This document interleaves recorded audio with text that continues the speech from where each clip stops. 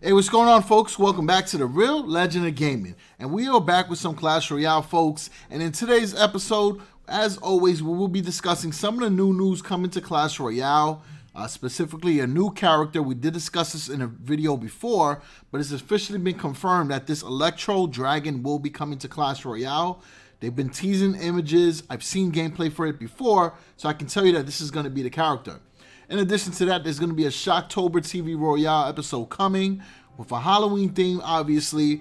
And of course, they will officially announce that the Electro Dragon is coming to Clash Royale, along with other things expected, like balance changes and cool features that will be added to the game.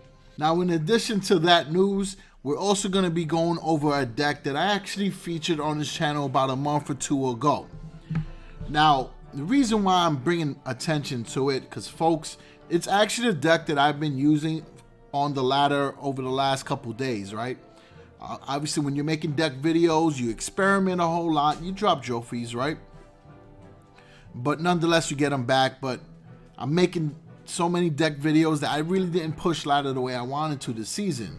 So I figured since I got a few more days left, I'm going to make another push and try to set another season high. Now, the deck that I introduced in that video, folks, has been played a total of over 450 matches with a win rate of 64%. So I just want to highlight that the deck has been doing well for many people and is still doing well for me. And I'll give you a quick run through of it. We just finished playing a match maybe a few moments ago, and I'll show you that replay. But check it out. I'm going to scroll down just to show you how many matches I've won over the last couple of days. So look, 5 minutes ago, we won that match there against an Expo Cannon Card deck, which is pretty meta. We got a draw there, but look, win, win, win, win. One loss there, win, win, another loss. But look at all the wins. And then this was another deck that I was trying to experiment with to bring to a video. It was a Psycho Pekka deck, but it just wasn't working for me.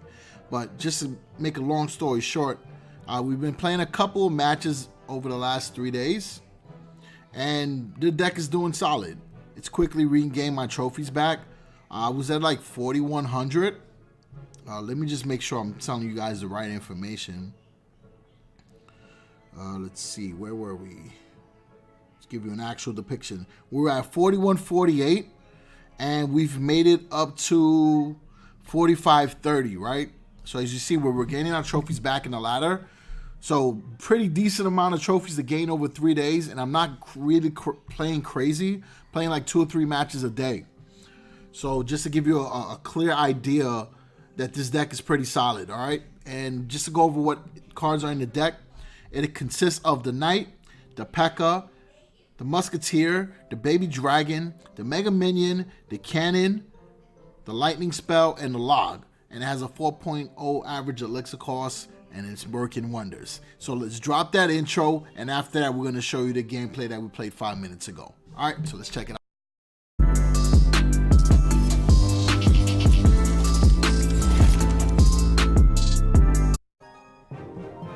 All right, cool. So here we go, folks. This is the replay here. And I chose this one here because it's against, you could say, a spawner deck. And there's plenty of cards that really defended well against my cards, and there are cards that did a great job of protecting that Expo. Now the opponent here, and I'll give you a little spoiler alert, they didn't use the Expo till the end of the match, so it really caught me off guard, and I almost lost this match. So right there, one of the main pushes that I like to do is either the Knight with the Musketeer or the Baby Dragon with the Musketeer. But again, this deck has many ways that it can be used. In this match here, because there's a lot of spawner troops, I found myself defending and trying to control the tempo. But in some cases where you're playing against, let's say, a beatdown deck, you can actually let the Baby Dragon push one lane on its own and use all your cards to defend the lane where that golem is being pushed or that giant beatdown or etc., you know? So it gives you a lot of flexibility. And the Baby Dragon right now is super meta. Alright, so we're waiting for the spawner troops to come up. We'll let the Mega Minion work its magic. We're going to drop the Knight in the back. Pretty routine stuff. And again, if you guys seen the first video, you'll understand exactly the thought process I have when making this deck, and also, you know, how I intended to use it. So we use the log. We're gonna push back whatever we can. We got the Musketeer still rolling. You see how that cannon card is still ripping away? It's a pretty good card. I mean, I really like the cannon card. It goes well in decks that have spawner troops and also graveyard decks. So now that I realize there's a lot of momentum going, I kind of want to keep my opponent's cards at the bridge. I don't really want them to cross because all that chip damage is going to overwhelm. And those spawner troops, again, the skeleton spawning with the goblin gang, one of those troops are going to be able to lock on and do damage to my tower. So there goes the cannon card again. It does make it across the bridge. We're going to log back those goblins, hit the witch a little bit, and kind of buy us some time to drop down our Pekka. So notice we didn't play the Pekka until double elixir time. I just didn't find a need to use it. Now, if the opponent plays a golem or a mega knight, they'd play the Pekka, or even the lead barbs, right? Because you got to get them before they take your tower down. But other than that, try to control the tempo. You got enough cards to support and create pushes anytime in the match. So right here, you know, again, a lot of spawn troops coming out. We use the lightning spell to take out, you know, 2 units. I really like using the lightning spell when I see a unit that is 5 elixir and 4 elixir come out, because you get an advantage right there. But if you see something that's 4 and 3, that's totally cool as well. So now that Expo is locked onto our Pekka, so which worked out very well, right? Because we weren't expecting that Expo. So it locking onto the Pekka worked really, really good for us. We got the Musketeer locked in from a distance, but because of all these spawner troops, and you also got the graveyard there, well, not the graveyard, the skeleton tombstone, it makes it a little more difficult for us to get to the Expo. So they did a really good job of protecting it, and notice the cannon cart also made it in the mix as well. So we're able to cycle back to the Musketeer. She's doing some great job on that troop there. They drop down the cannon cart. Cannon cart is ripping apart as well, doing a great job as well. Alright, so now we're just waiting for that count to build up. We're double elixir time, overtime. At this moment, we are losing, right? We got lower HP on our tower.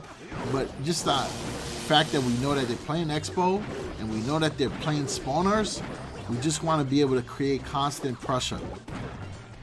So we'll use that cannon there for the sole purposes of distracting the cannon cart in the Expo, and it buys an opportunity to drop down more troops that will help us against the skeleton spawns.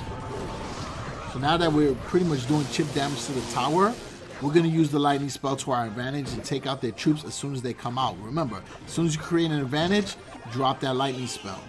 Now, they dropped the Goblin Gang on the left, and they dropped the Expo. I felt pretty confident here that I can cycle back to my lightning spell or log to be able to win this match.